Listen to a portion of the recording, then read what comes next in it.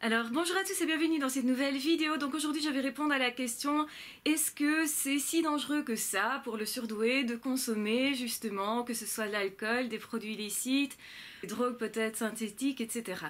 Alors de toute façon, ce type de comportement n'est jamais vraiment tout à fait sain, quelle que soit la personne, donc forcément pour le surdoué non plus. Alors on comprend très bien que le surdoué le fait justement pour ralentir sa pensée, pour essayer d'apaiser ses angoisses, aussi dans un but social, c'est-à-dire pour s'intégrer, pour paraître plus normal, on va le dire clairement. Le fait de faire ça, ça apporte évidemment des avantages que je viens de citer, et aussi des inconvénients. Et le truc, c'est que beaucoup de surdoués, beaucoup de HP ne se rendent pas compte des conséquences. Et évidemment, ça a des conséquences importantes si les consommations sont importantes aussi, régulières. Il faut toujours de toute façon faire attention à ce qu'on fait et savoir assumer les conséquences de tous nos actes, parce que dans la vie, chaque fois nous pouvons commettre des erreurs. Alors l'important n'est pas de commettre ou non des erreurs, l'important est de pouvoir les assumer, de pouvoir justement assumer les conséquences. Quelles seraient les conséquences désastreuses éventuelles si on consomme régulièrement ?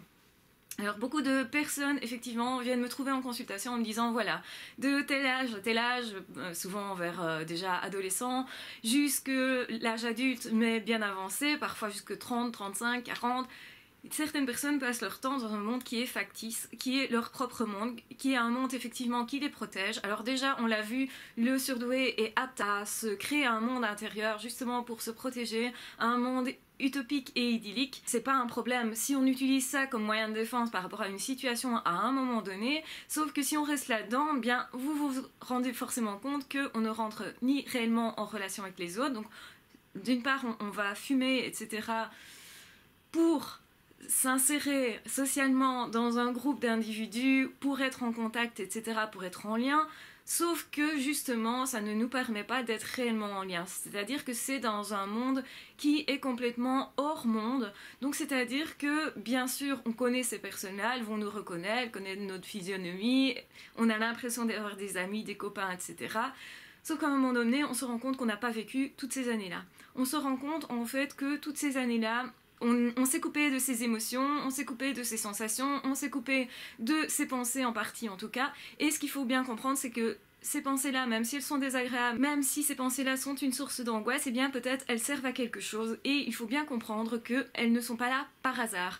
Que quand vous vous coupez d'une partie de vous-même, vous vous tournez d'une façon le dos, et ça veut dire aussi que vous allez avancer beaucoup moins vite, et peut-être éventuellement d'ailleurs rester en stand-by, et du coup ne pas explorer ce que vous auriez dû explorer à ce moment-là.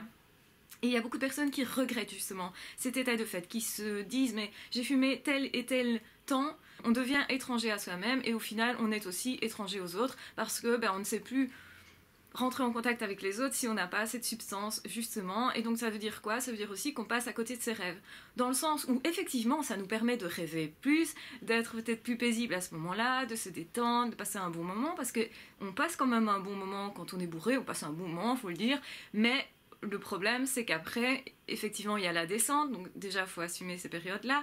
Et puis aussi parce que tout ça était factice. C'est rentrer en relation, mais d'une façon particulière, d'une façon qui n'est pas réellement soi. On ne peut pas s'apporter réellement soi dans ces conditions-là. Alors généralement, on est désinhibé, donc on a l'impression que c'est beaucoup mieux. On dit des trucs qu'on ne dirait pas en temps normal, ou on le dit plus facilement. Donc on a quand même l'impression qu'on est raccordé peut-être un peu plus à soi, mais c'est utopique dans la mesure où à un moment donné, on ne va pas se mettre en action. Ça veut dire qu'on va rêver beaucoup, on va imaginer un monde meilleur, etc. Puis on reste dans l'imagination. Donc on ne se met pas en action.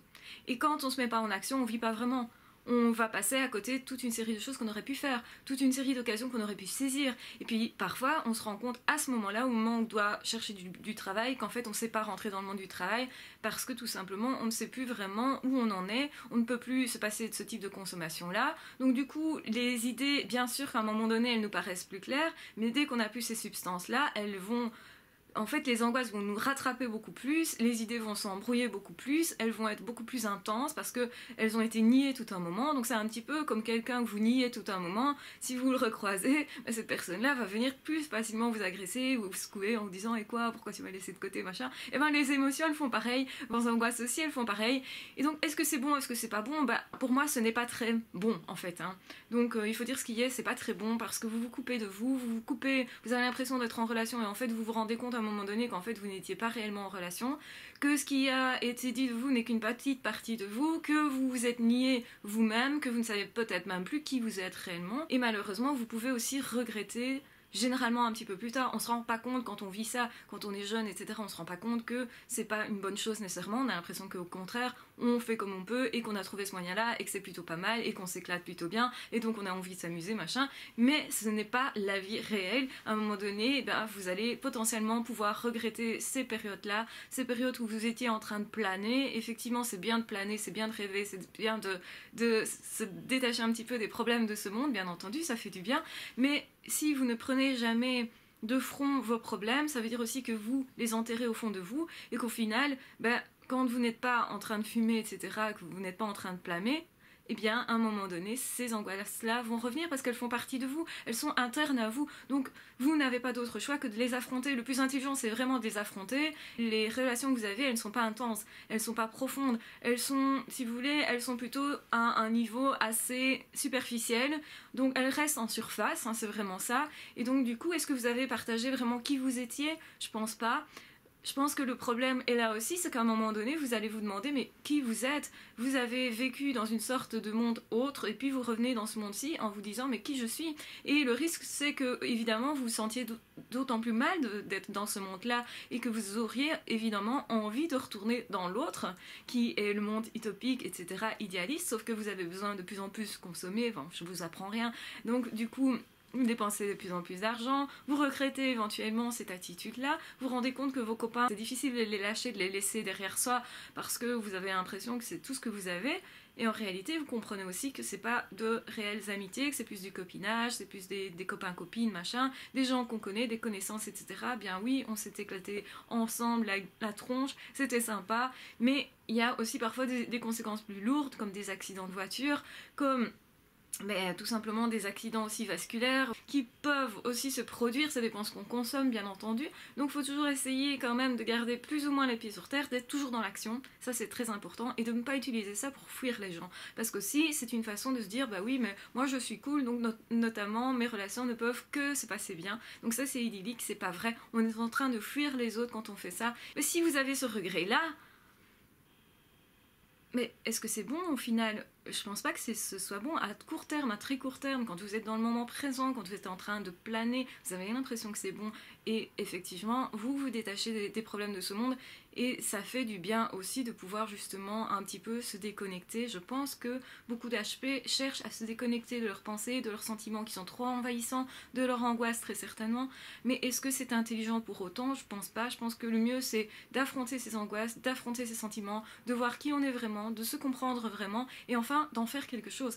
Donc c'est à ce moment-là que vous allez pouvoir exprimer votre potentiel, c'est à ce moment-là que vous allez pouvoir en faire réellement quelque chose, c'est à ce moment-là que vous allez pouvoir rentrer réellement en relation, ce moment-là aussi que vous n'allez plus avoir peur de vos relations, alors que jusqu'à présent, pour moi, ces relations-là, vous étiez en train de les éviter. Et aussi, n'oubliez pas que en étant dans des états comme ça, en train de planer, etc., vous pourriez aussi très bien être dans une disposition à faire du mal à autrui sans vous en rendre compte.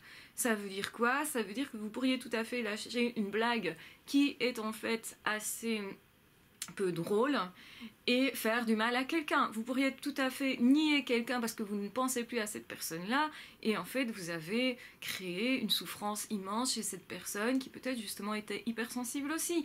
Donc vous avez été moins conscient de ce que vous viviez, vous êtes moins lucide et le fait d'être moins lucide fait que forcément s'il y a de belles amitiés qui passent dans le coin, vous n'allez peut-être pas les saisir, les opportunités de carrière vous n'allez pas les saisir nécessairement non plus, donc est-ce que c'est pas un gros problème? Est-ce que à la longue, ça peut pas faire une grosse différence entre quelqu'un qui se dit j'ai des peurs, j'ai des problèmes effectivement à gérer mes émotions et tout ça, mais je vais les affronter. Donc si j'accepte mes émotions, ben forcément à un moment donné, ben, je vais me sentir beaucoup mieux avec, je vais me dire ok elles sont là donc je les accepte, du coup ça ne devient plus des angoisses, du coup je peux aller plus loin avec celles-là, je peux en faire quelque chose, je peux les modifier, je peux travailler dessus, je peux aussi choisir d'être beaucoup mieux dans ma peau, beaucoup mieux dans mon être, d'être conscient aussi des problèmes éventuels de ma vie fait que je peux aussi éventuellement les résoudre, en trouver des solutions, en chercher en tout cas.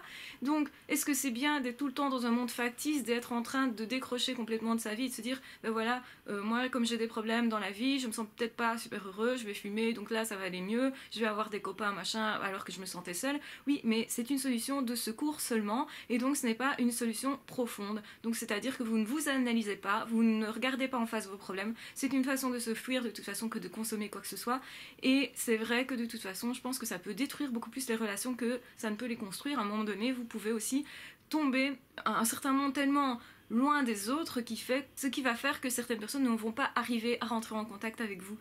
Et donc ça c'est compliqué effectivement de rester dans ce monde factice. Donc est-ce que c'est bon ou pas de consommer? Pour moi je pense que non, quel que soit l'être humain, encore moins certainement pour un surdoué, parce que il n'acceptera pas du coup ses émotions, ses sensations, ses problèmes éventuels, et ne pas regarder en face ses soucis, même s'ils sont en tout cas plus douloureux peut-être pour lui que pour une autre personne vu son hypersensibilité, bien c'est aussi nier le problème de façon à ce qu'il revienne en bloc après, et que du coup ça soit encore plus difficile de s'y atteler, de justement résoudre ces problèmes-là.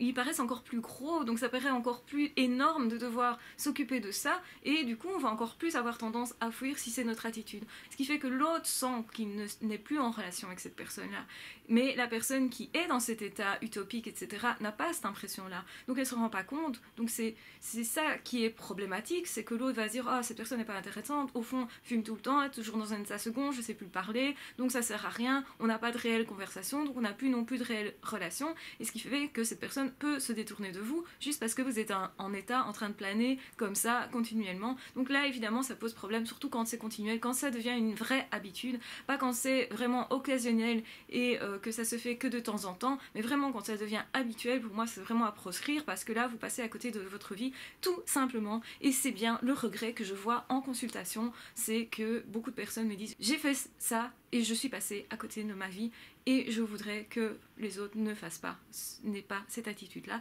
Bien sûr les angoisses sont importantes, bien sûr que ce n'est pas évident à gérer, bien sûr que ces émotions-là qui nous submergent sont super importantes aussi, et parfois déroutantes, mais soit on se laisse emporter, on se laisse dérouter, ou soit on en fait autre chose. Voilà le message de cette vidéo. J'espère que cette vidéo vous aura plu, qu'elle vous aura été utile, que surtout vous ne tomberez pas dans ce panneau-là du coup. N'hésitez pas à partager cette vidéo si vous pensez qu'elle peut être utile à quelqu'un. N'hésitez pas à vous abonner pour ne manquer aucune des vidéos suivantes. Et on se retrouve de toute façon très vite dans d'autres vidéos. À ciao, bye bye!